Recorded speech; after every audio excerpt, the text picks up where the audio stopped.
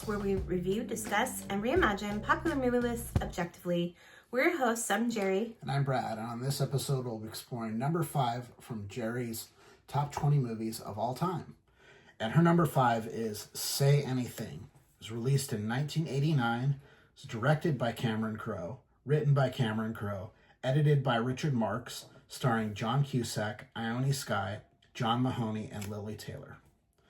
A noble underachiever and a beautiful valedictorian fall in love the summer before she goes off to college.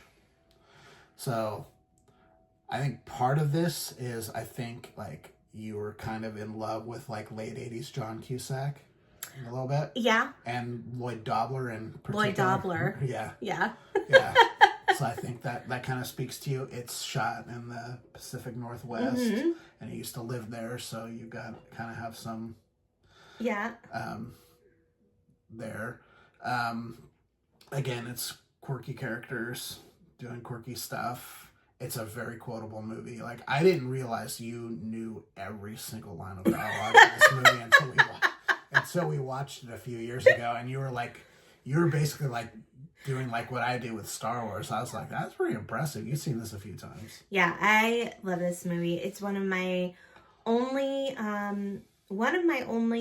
rom-coms on this whole list. Mm-hmm. It really, I just love it. It's a coming out of high school. It's kind of a coming of age story too. Yes. And more for her, I'd say, than him. Yes, for sure. And it's just, about these two people who are total opposites of each other. And they just fall in love with each other during this critical time in their lives. And Cameron Crowe is also one of my favorite directors. He's done Almost Famous. Which is great. Yeah. I'm actually surprised that one didn't make your list. Yeah, that was up there. It was up there. Almost did. So he's one of my favorite directors as well. Their story, again, is really sweet. And there's also this underlying story about her relationship with her dad and how he's not being truthful with her. Yeah. I love Lily Taylor's character. She's great. She's trying to get over Joe, and she sings about it, and she's always it's just... She's written 90 songs about Joe or something. She's like, I got more songs to do. And she they're at this party, and she's singing all these songs about Joe, and it's just it's great. I love this movie. I could quote it like Brad said all the time. I still do. I quote it quite a bit. Sports boxing, sport of the future. And kickboxing. Sport of the future. Yeah. I don't know. I couldn't pinpoint and tell you exactly why this is on my list. Most people know this movie from the iconic boombox sequence where he's playing Peter Gabriel's In Your Eyes at her window after she's broken up with him. Because I think from a guy's perspective, Lloyd is one of the most relatable characters for a dude. Because he's everyman in a way that there's a lot of everyman stories, but they're usually played by some ridiculously good looking person. John Cusack is a handsome guy. Yeah, but he's not he's not freaking Cary Grant or George Clooney or something like that, right? I mean, you can imagine that you went to school with a John Cusack. For sure. Yeah, that dude was really good looking, but you're not I hate that guy because he's so freaking good looking. Yeah. He's just he reminds you of people that you know. Yes. He reminds you of people that you know. He reminds you of you in certain ways. Because he's the thing I love about the character is he's really smart, but he's such a ne'er-do-well, and he just doesn't do anything, and he hasn't figured out his life, which is exactly how you are when you're freaking 17, Yes. 18 years old. It's very rare that, you know, like with Ione Skye's character, Right, like she knew exactly what she wanted to do. You know, she's going to what, Cambridge? Yeah, she's like got this whole plan. I mean, there were like people in my high school that were like that knew exactly what they were going to do, but more times than not, nobody knew what they were doing. And I kind of like that he drops into her life, and she's like, she kind of realizes that there's more to life. Yeah, he helps her kind of see that and loosen up a little bit. I love the scene where she's like explaining to her dad that she had sex with him, and her dad's like, trying to be cool, because he's like, all right, I've always told her she can talk to me like an adult. Yeah, and she was like, and then we decided not to, and he's like, oh, thank God. And then she's like, but then I jumped him anyway. You know, so yeah, it's good. I love the scene where he's at the gas and sip with his dude friends, and they're like talking to him like when he gets dumped, when he gets dissed in the Malibu, and you know, it's really good. And I think, you know, you're on to my heart. She gave me a pen. Yeah, I think you're onto something where maybe I knew some Lloyd Dobblers in high school. I think everyone's known a Lloyd Dobler in high school. Yeah. I think a lot of people have known her too. Yes, for sure. And like it's really funny because like Ione Skye is a terrible actress. She really is. She's not a good actress. No. But for some reason, her performance really works in this movie. Mm-hmm. Mm-hmm. I think she really like epitomizes like that kind of like, she's like her lack of personality in a way really works for the character. Well, because she's a little naive. She's naive, and she's a little kind of like, if you've ever seen her in anything else, you're just like, oh, she's just being Ione Skye, and it just works in that one movie for me. Mm-hmm. Like, I've seen her in other stuff, and she's just like, she's terrible. No, she's not good. But it really works in this movie, and John Cusack is just so charming. He's so charming, and he's all awkward, and you know, there's a scene where he's with Lily Taylor and his other girlfriend, and they're in the guitar shop. Is that Rebecca Adlin? Is that her name? Is that her name? Yeah, she's in a bunch of stuff. Okay, well, they're in the guitar store, and I think Lily Taylor's character works there. And they're talking to him. He wrote this letter to her, Diane Court. That's her name. Diane. He writes this letter to her, and they read it. And they're so touched by this letter he wrote to her. Lily Taylor turns to her and says, have you ever received a letter like this? And she says, no. And they were like just so in awe of him that they were like, would you be with Lloyd Dobler? And they're like, yeah, I would, you know, because he's a good guy. Yep. That's the thing I really like, is he doesn't have any ulterior motives in his relationship with her. He just wants to be with her. He's fallen in love with her, and he wants to be with her, and he's not like afraid of, you know, being with a woman who is more successful than him, which is really rare in movies. Yeah, like, he doesn't care. And when he's at the dinner with her dad, he's just like, I just want to love your daughter. He's like, I don't know, I just want to hang out as much as I can with your daughter. Yeah. And be with her. Yeah. And that's it, you know? Yeah.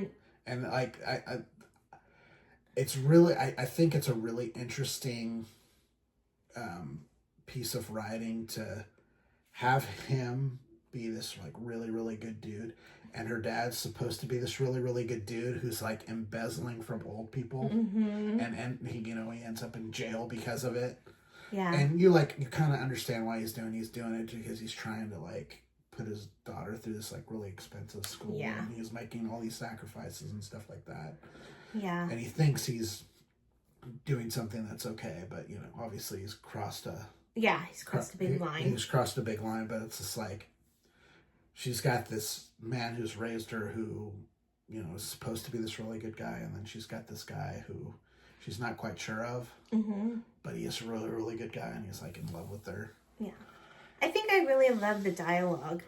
Yeah, well, I mean, Cameron Crowe writes great dialogue. He writes phenomenal dialogue, and I love the dialogue in this movie because it's so real. You know, they're not being flowery with each other. They're No. just being like real. Yeah, it seems like to young people navigating romance. Yeah. Which is fraught with all kinds of things, including the fact that she is going to be leaving, and he clearly has no idea what his future is going to be, which scares the hell out of her. Yeah. Because she's so buttoned down on what she wants. You know, she's had a 5-year plan since she was born. Yeah. Yeah. So, you know, it's just really, really interesting. The other really cool thing, and I wish it was available, was apparently Cameron Crowe wrote a 90-page novella. Yes. And adapted the screenplay from that. I would love to read that. I would love to read that. Yeah. That would be really cool. I also like the relationship with Lloyd Dobler and his sister. Yeah. Which is his real life sister. Right. And that's the coolest thing is they've played brother and sister several times. Yeah. And, you know, she's got a kid and she's like working her ass off. Well, not only that, the relationship with him and his nephew is great. Oh, it's great. It's great. And she, you know, she's really hard on him and she gets cranky. And he's like, God, why can't you just decide to be in a good mood and be in a good mood? And she's like, oh, sure, it's easy. Yeah. You know? And he's like, you know, and she kind of stops and thinks about it. Like, why am I always in a bad mood? You know? So they're really sweet. Unsung, like, great character actor of, like, the last 40 years, Joan Cusack. Yeah, she's great. She's so good. She's so good. She's great. She's great in Working Girl. Yeah. She's great in, even great in is it Runaway Bride? Was that the movie she was in? I can't remember. She's been in tons of stuff. She's probably been in more movies than John has, actually. Yeah, she probably has. And then their other sister is in a bunch of stuff too. They have another sister? Yeah. Do you remember in the girl who has trouble reading in A League of Their Own? Yes. That's their younger sister. Oh, I didn't know that. Oh, wow. Yeah, I forget what her name is. But yeah, You see it now though, like you look at it. Yes, you now I see can see it in her face. Yeah. I just love watching this movie. Yeah. It's really fun. It's a great movie. It is a great movie. It's this is how movies should be written and made. Like, that's been my biggest issue with movies probably like the last 25 years, like ever since like the turn of the century, is the writing in movies just isn't what it used to be.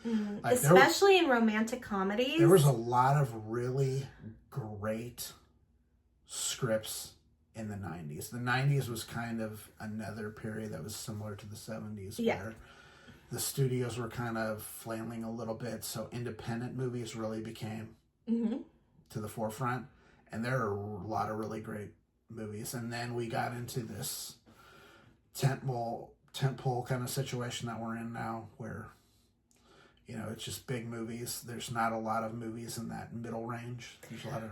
Also, I feel like rom-coms now too, like the ones that I've seen, like there's not like chemistry or something between the main characters as much as there used to be. I don't know what that is. I don't either.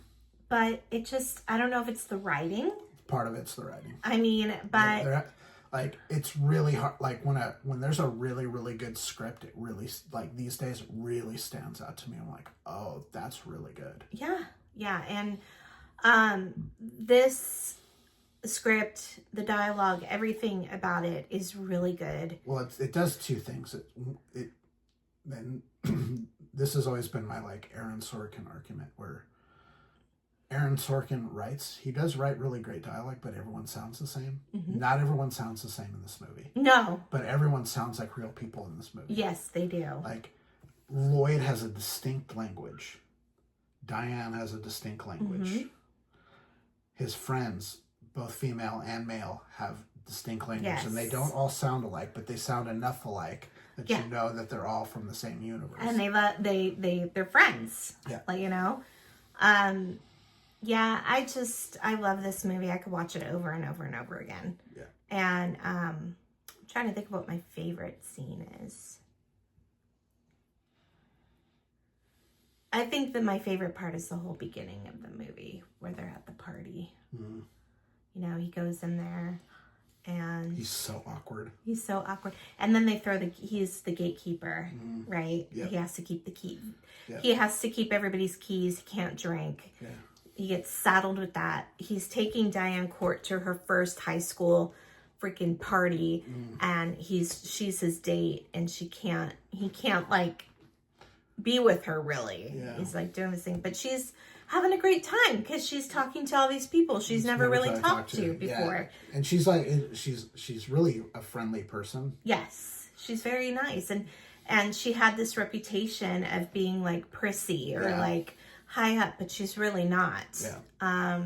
She was, she was there for the academics, and that's kind of what it was about. And it was always just her and her dad. So. Yep. Yeah. So, yeah, it's a good movie. What'd you rank it? I gave it a 74.4. It didn't actually make my top 100. Okay.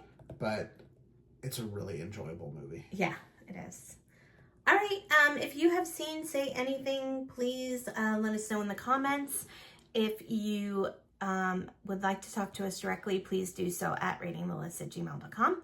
Please like and subscribe to our channel. But that is it for now. I'm Jeri. I'm Brad. And we're Rating the List. We'll see you next time. Bye. Bye.